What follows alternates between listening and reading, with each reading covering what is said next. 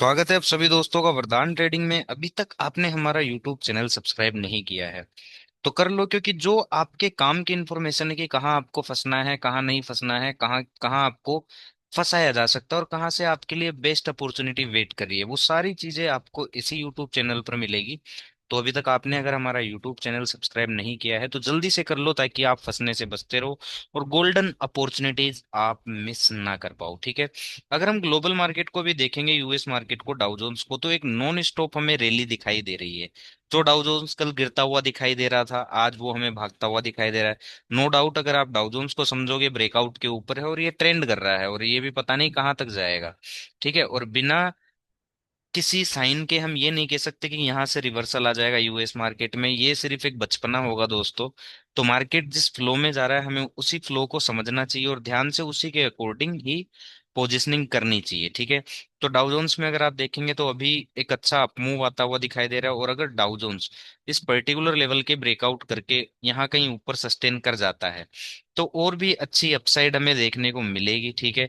और अगर daily time frame में अगर आप ध्यान से देखोगे, ये एक बुलिश इंगल्फिंग टाइप का पैटर्न बना रहा है।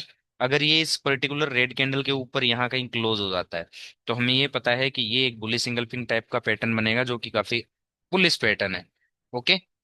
अब उसको लेकर हम आ जाते हैं अपनी मार्केट में और समझते हैं कि कल हमें कौन से कॉल ऑप्शन पर नजर बनाकर रखनी चाहिए और कहाँ कहाँ से उसमें कैसे हमें अपॉर्चुनिटीज देखनी है और कहाँ हमें नहीं फंसना है। ठीक है।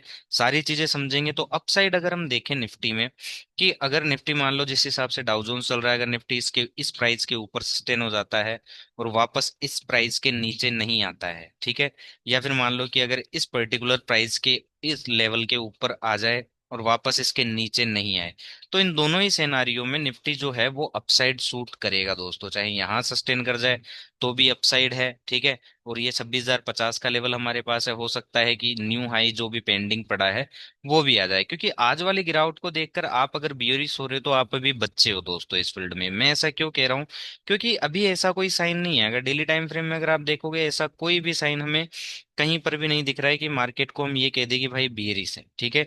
ये जो आज डिप आया उसका रीजन भी मैं आपको बता चुका और अभी और भी बता दूंगा। ठीक है। उसके पीछे का रीजन सिर्फ मैनिपुलेशन था। मैनिपुलेशन क्या, कि जब मार्केट यहाँ कहीं ट्रेड कर रहा था, जब निफ्टी यहाँ ट्रेड कर रहा था, ठीक है, तो तब हो क्या गया था ना, कि सारे लोगों को यूट्यूब चैनल्स ने, सारी मीडिया ने, इन्फ्लुएंसर्स ने, सबने मिलके भर दिया था कि अब और ऊपर जाएगा और ऊपर जाएगा। और आज सेंसेक्स की एक्सपायरी भी थी। ठीक है। तो सेंसेक्स में कॉल बायर्स को जीरो करना था और कॉल बायर्स को जीरो करना था। इसीलिए अगर आप देखोगे गिरा कुछ खास नहीं है, तीन कैंडल बैक टू बैक गिरे, उसके बाद साइडवेज हो के गिरा है। इतना कुछ खास निफ्टी गिरा नहीं है, ना ही सेंसेक्स गिरा है। बस इसलिए गिरा है, आज की गिरावट सिर्फ इसलिए थी ताकि इन कॉल बायर्स को लॉस में बिठा दिया जाए निफ्टी के अंदर, और सेंसेक्स के अंदर जो लोग यहाँ कॉल खरीद रहे थे उनको खत्म किया जा सके। और वो मार्केट ने आज आसानी से कर दिया, मार्केट मेकर्स ने आसानी से कर दिया। और यही चीज मैं आपको 2-3 दिनों से बता रहा हूँ कि यहाँ अगर आप कॉल में फंस गए तो आपका पॉसिबल है कि आपको जीरो कर देगा मार्केट मेकर, और वो मार्केट ने कर दिया। ठीक है। अब आगे क्या हो सकता है, तो हम लेते हैं, हमारे पास 26,050 का लेवल है। ठीक है। तो हम 26,000 का कॉल ले लेते हैं। ओके। अब 26,000 के कॉल को अगर हम देखें, सबसे पहले हम समझते हैं कि 26,000 का कॉल चल कहाँ रहा है। ठीक है। 26,000 के कॉल को एक बार हम इसका देख लेते हैं कि इसका ऑल टाइम लो कहाँ है। ठीक है। इसका जो ऑल टाइम लो है वो तो दोस्तों काफी नीचे है। जो सबसे वैल्यूएबल एंट्री बनेगी ना कॉल में, वो डेफिनेट सी बात है कि 30 रुपए के नीचे से अगर ये आता है वापस ऊपर, यहाँ कहीं सस्टेन करता है, एक्सपायरी तक अगर यहाँ आ जाता है 30 के नीचे और वापस 30 के ऊपर रुकने लग जाता है, सस्टेन करने लग जाता है, तो यहाँ से एक बड़ी अपसाइड हमें देखने को मिलेगी। अब उससे पहले क्या क्या हो सकता है, हम वो एक बार को समझ लेते हैं कि क्या क्या निफ्टी कर सकता है। ठीक है। एक लेवल ये है आज का जो लो इसने बनाया है, ठीक है, इस प्रीमियम में। और एक लो है हमारे पास, ये इसका ब्रेकआउट लेवल है जो कि है 50 रुपए का। अब हम समझते हैं कि इस कॉल में हमें करना क्या क्या है और कैसे कैसे है। सबसे बड़ी बात यही हमें समझनी है कि अभी हम क्या क्या कर सकते हैं। तो कल अगर निफ्टी जिस हिसाब से US market, global market upside हमें दिख रही है, अगर निफ्टी यहाँ गैप अप खुलता है या फिर यहाँ गैप अप खुलता है, यहाँ खुल के सस्टेन करने लग जाए या फिर यहाँ सस्टेन करने लग जाए, और फिर इन दोनों ही प्राइस के अगर नीचे नहीं आता है, ना इसके नीचे आता है और ना इसके नीचे आता है, तो हमें ये समझने की जरूरत है कि यहाँ से जो निफ्टी है ना वो अपसाइड लेने के लिए रेडी है। ठीक है।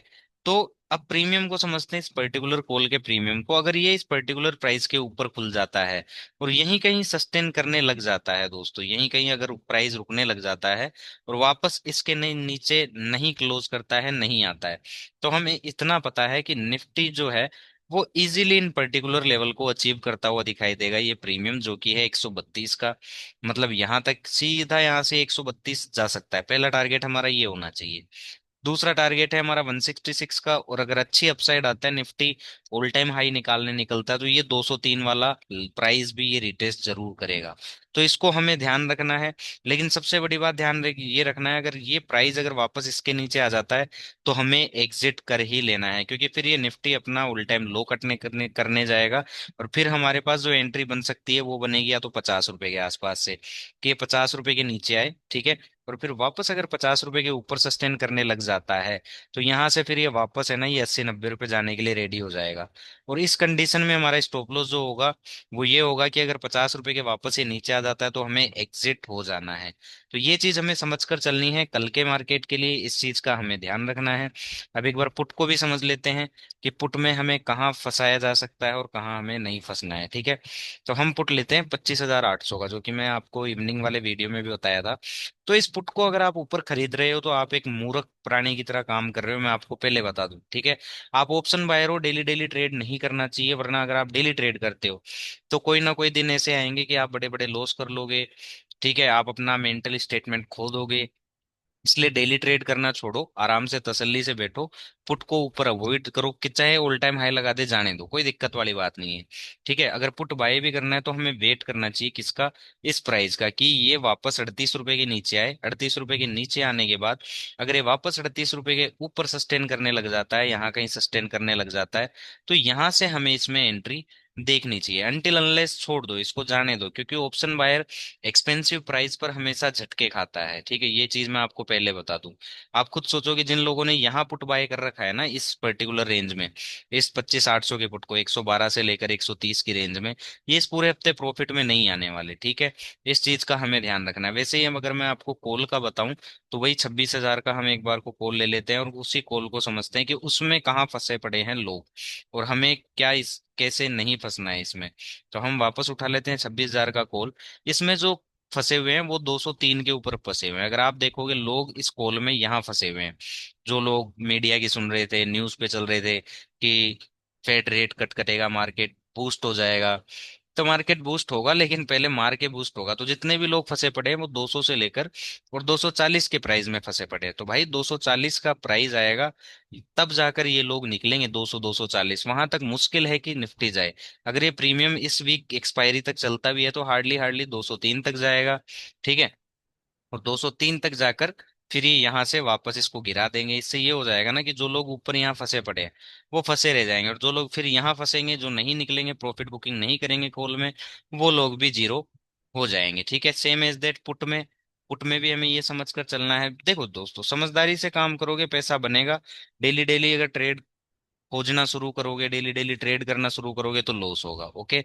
अब वैसे ही पुट में जो लोग फंसे पड़े हैं वो फंसे पड़े हैं 25,800 की पुट में, यहाँ 110 के प्राइस के ऊपर। तो हमें ये पता है कि इसकी अपसाइड ज्यादा से ज्यादा होगी तो यहाँ तक होगी, फिर यहाँ से इसको इस एक्सपायरी यहाँ ला देंगे। इससे ये हो जाएगा जो यहाँ फंसे पड़े हैं फंस गए, और जो लोग और यहाँ फंस गए आकर वो भी फंस गए।